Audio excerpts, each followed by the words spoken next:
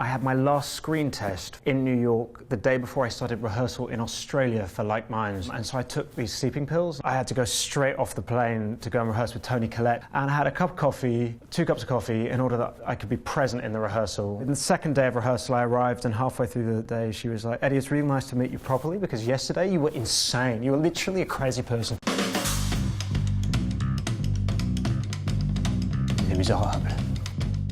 I didn't come from particularly theatrical families, but as a kid, my mum and dad would take my brothers and I to basically to Les Mis sporadically. So when I heard that was coming along, I was quite keen on the idea. I was doing a film at the time, a film called Hick, in which I was playing a Texan meth addict paedophile with a limp, and down in North Carolina. And I remember hearing that they were doing it, so in my trailer, dressed as a Texan meth addict paedophile, I sort of recorded myself singing a song from it. But it's this very odd thing, because it was directed by Tom Hooper, who I'd worked with and lied to once on another. When I was doing my Elizabethan period, I did another part in an Elizabethan thing. And so I'd worked with him before, and I knew him quite well, and he was a pal. And I was interested in this part, but I didn't want to go to him directly, and but also you don't want him to have the humiliation of telling you that you sing tone deaf and there's no chance of you doing it. So I sort of sent this audition dressed as a Texan meth addict paedophile into the ether, and fortunately it came back. Yeah, and so it was an interesting experience. That.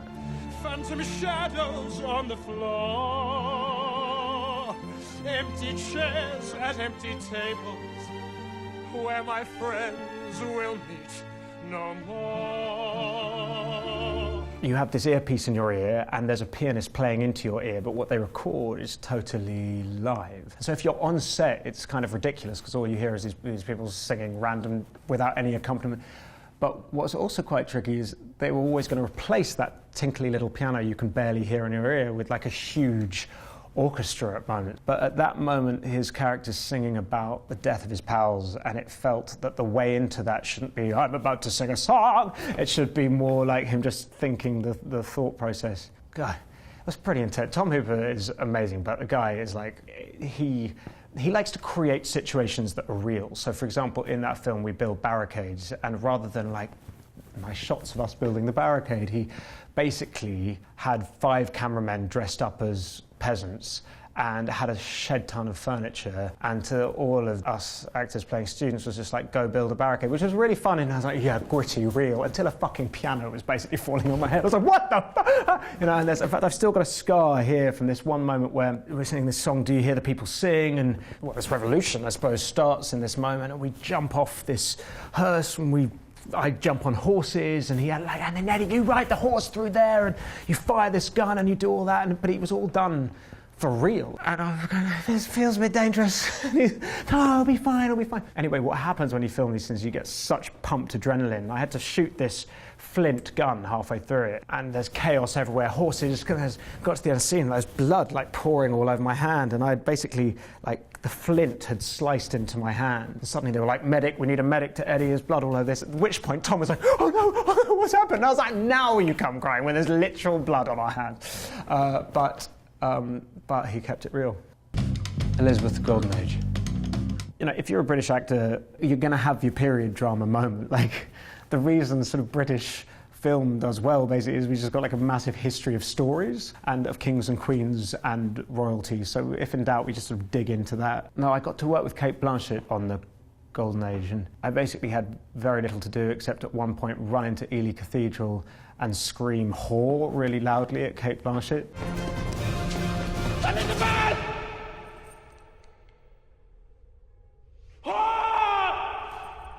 But I'll never forget watching her on that set, and this was the sequel to Elizabeth, and she was so formidable in that film. And I remember seeing her on set, and she was sitting there with just her earphones in, and she was just going, tea, round, royal, literally working on her dialect, and it was just as a kind of work ethic thing. I was like, wait, no, haven't you flipping won the Oscar for that? Like, you've got this down, Kate, you're fine. But watching those people that you admire, you sort of see them in the films, you see them on the red carpet, and you forget that in the midst of that is like staggering, wonderful hard work, and the greats like Kate never stop. You know? The Good Shepherd. It was the most amazing experience. I was playing Matt Damon and Angelina Jolie's son. I was basically cast because I had massive lips, but it was the most intense experience for me because I had done one film, but I had barely any experience on camera. And you were flown to New York, and you were put up in amazing hotels, and you'd go to work every day in these big blacked out cars, and we were shooting in Brooklyn, and there would be paparazzi everywhere, and then there would suddenly be a camera here, and there'd be Angelina and Matt and Robert De Niro behind the thing, and they'd be like, action! And all I basically just saw worry just like carved across my face. And so when I watched that film back, which was an amazing experience, but I just see total fear scored across my visage. I would like very much to join CIA. Well, there are a lot of things you can do, Edward. I'd like you to think about this very carefully. I have thought about it carefully. It's what I want to do. I want to join the agency. Robert De Niro has this wonderful technique. He would do this thing when quite a few of my scenes were pretty emotional in that film, and he would allow you to play the scene, and then he'd tell you to go back in and to channel the emotion from the end of the scene back into the beginning of the scene, and you do it over and over again. And acting is one of those things that you take all these processes that you learn over the years and you sort of create your own process, and that was one of my first sort of major lessons. But I did my audition, met De Niro for the first time, and he was quite quiet, and he just looked at me and he said, I was like, what, sorry? He goes, can you just part your hair? Just like, I was like, what? And he basically wanted me to comb my hair. I was like, oh, okay, I don't actually have a, he's like, no, go away, and you come back, and you can, I was like, oh, okay, so I sent down into Oxford Street in London, went to Boots, a little pharmacy, got a comb, came back like a few hours later, my hair already combed. It was in London, it was years before it got made, and at the time Leonardo DiCaprio was playing the role. I was sitting waiting as other actors went in, and someone passed through the door frame, and I said to the casting assistant, who's in there? And they were like, well, Bob, obviously, and Leo.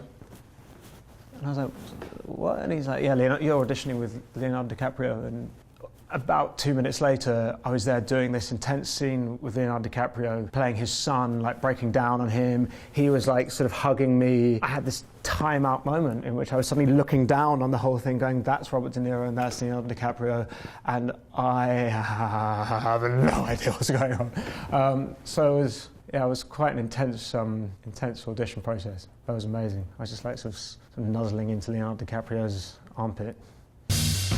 Jupiter Ascending.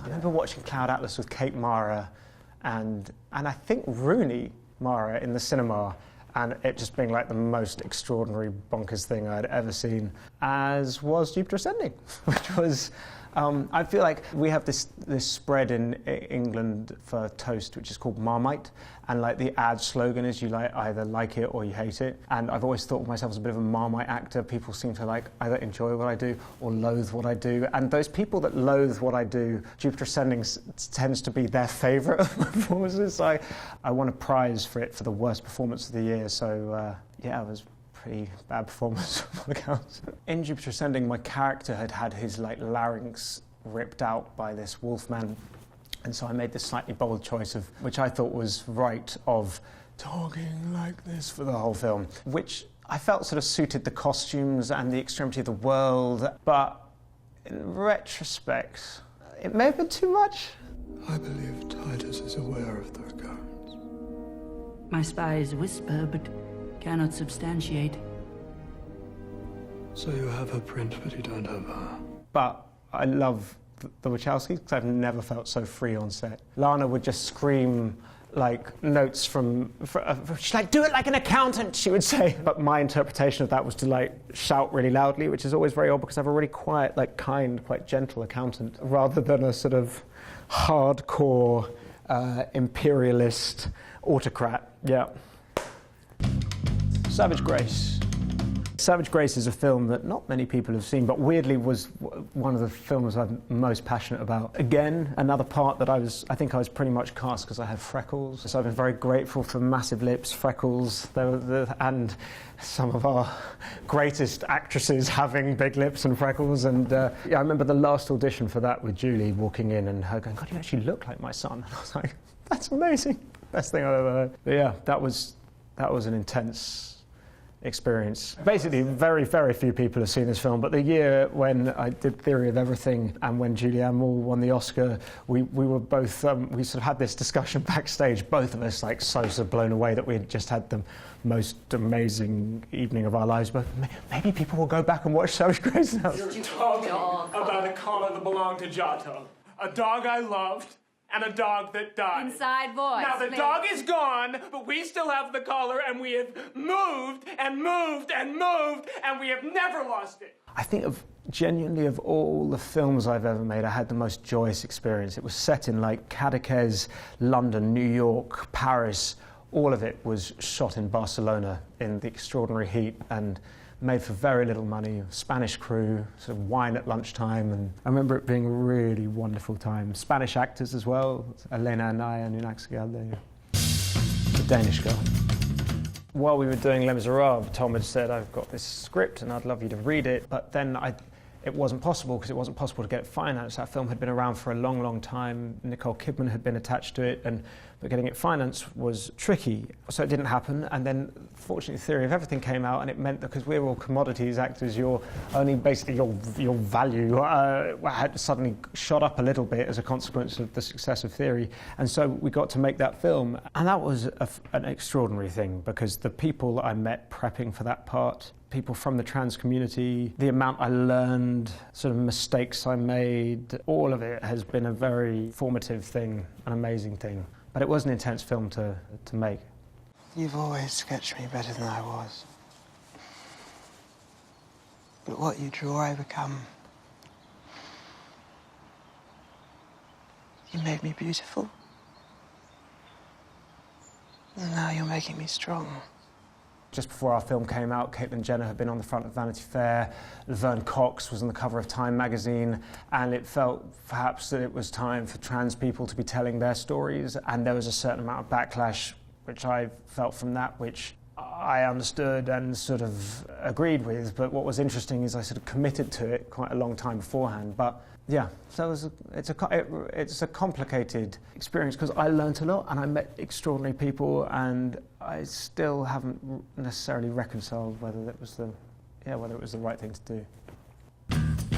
The Theory of Everything.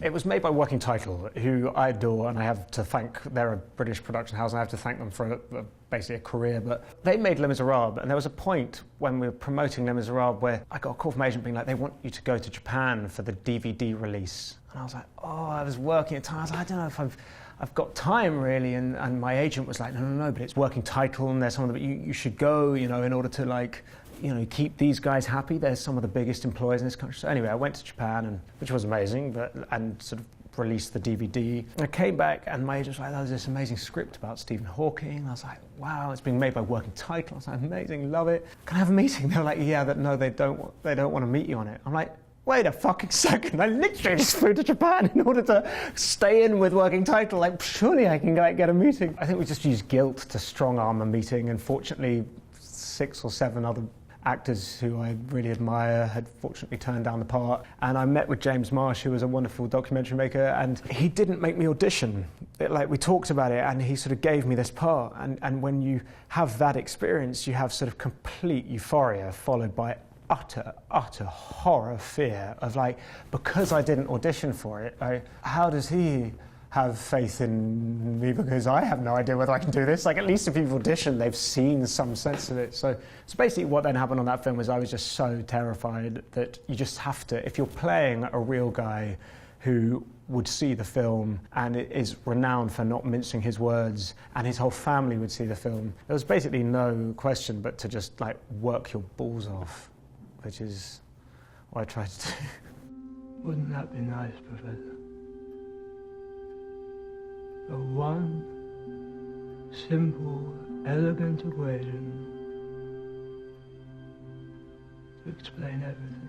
Winning the Oscar was extraordinary, but I have this thing, I don't know if other people have it, when you're so fueled with adrenaline and you just can't remember anything. The next thing I remember is you get taken straight into this press conference, and there are all these journalists from around the world, but you are literally totally caught in the headlights. You don't know, basically human bodies can't contend with that much thrill and anxiety, or mine couldn't. There was this last question from an Australian journalist that was so Eddie, I hear that these 2 actors from Australia were your massive inspirations and influences, and they're 2 brilliant actors from the Australian television soap called Neighbours, which I grew up watching and loved. Having just been on stage, in front of all these extraordinary people with adrenaline pumping and fueling. Being asked about Neighbours was so surreal that I sort of think I went and sort of passed out afterwards. But the greatest thing that came from that was lovely Jackie, who is extraordinary and plays Susan Kennedy. She heard about it, and then I was offered a part in Neighbours, like just a cameo, which I've yet to take up on. I don't know actually if the invitation is still out there, but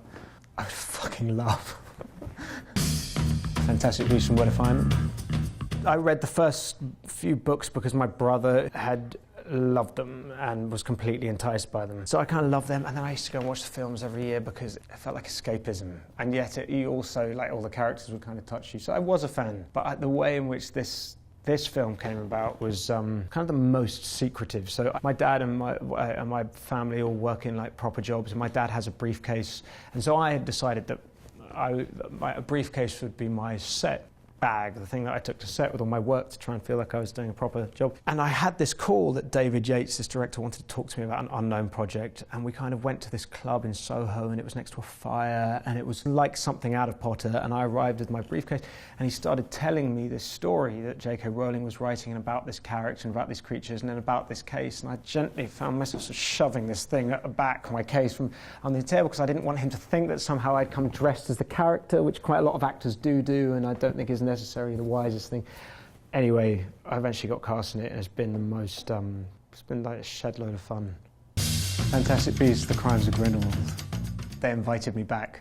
The great news is, on the back of her Fantastic Beasts book that Newt wrote, like, it was like, yeah, he lives happily married in Dorset. You never know with Jo, she could take it anywhere, but at least he survives, you know, for a while. And coming back for number 2 was amazing because I got to work with Johnny Depp and Jude Law, and those are guys that I grew up kind of loving their work. So they have like amazing puppeteers who come and they sort of show you what the creatures do and how they move, and then you kind of look at the directing, it's like, I'd rather now those guys leave, and you imagine it. So particularly with Pickett, who's this little bow chuckle figure who kind of, I've been on the tube in London and I just imagine talking to him, and I do that quite a lot with accents as well. Like, I'll sort of record them on my phone and listen to them, and then occasionally now I realise that people are taking photos of me or recording me while I'm like chatting to Pickett with my imaginary friend, and it's all kinds of sad and weird and deranged.